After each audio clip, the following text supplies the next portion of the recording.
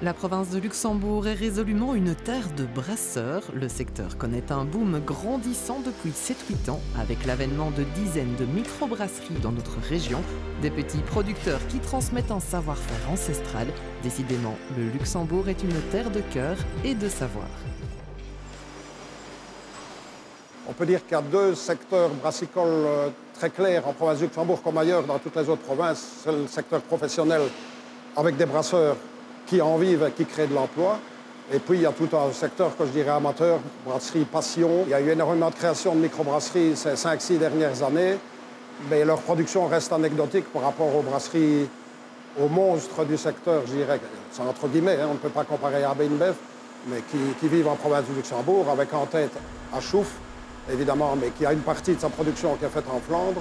On ne sait jamais les quantités exactement, suivi par Orval et puis Lupulus.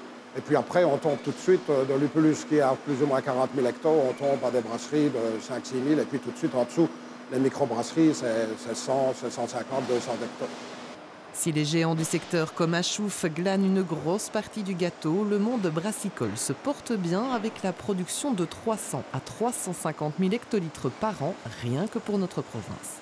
En 1980, il restait 3 brasseries en province de Luxembourg. Les 3 en Gaume, c'était Gigi à Géroville, Mer à Mex-de-Van-Virton et Orval.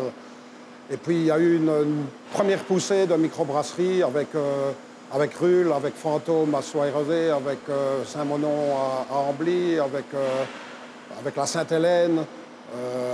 Et puis ça s'est un petit peu calmé. Il n'y a pas eu de disparition quasiment. Et puis il y a eu une dernière volée depuis 7-8 ans avec énormément de microbrasseries qui sont des brasseries généralement à 90% brasseries passion. C'est clair que les grosses brasseries ont besoin de l'exportation, mais les microbrasseries, elles vendent tout dans un rayon, comme je disais, local ou régional. Donc, ce sont deux marchés complètement différents. Fort de son succès, Lupulus vient d'ailleurs de s'agrandir en investissant un tout nouveau hall de 7000 m² sur le zoning de Gouvy. Donc on a décidé de délocaliser ici à 1 km de 100 sur le zoning de ID-Lux.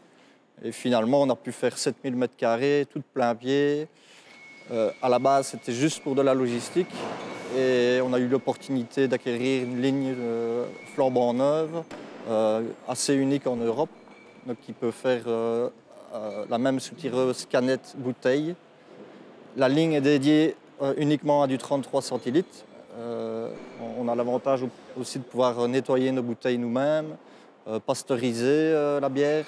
Face à la multiplicité des produits, le secteur tente de se démarquer en proposant parfois des choses étonnantes. Maintenant, on a fort la tendance du no alcool, voire low alcool. C'est pour ça aussi qu'on essaie de se démarquer de ce côté-là. On a d'ailleurs avec cette ligne la chance de pouvoir aussi faire d'autres produits que de la bière. Donc la brasserie va avoir 17 ans cette année. À l'origine, quand on a démarré les 4-5 premières années, on faisait 90% d'exportation. Et maintenant, ça s'est totalement inversé. Enfin, quand je dis totalement, c'est pas 90 en Belgique, mais on a trentaine de % d'export et 70 en Belgique. Un secteur qui a donc le vent en poupe et continue de porter haut les couleurs de la province de Luxembourg, même à l'étranger.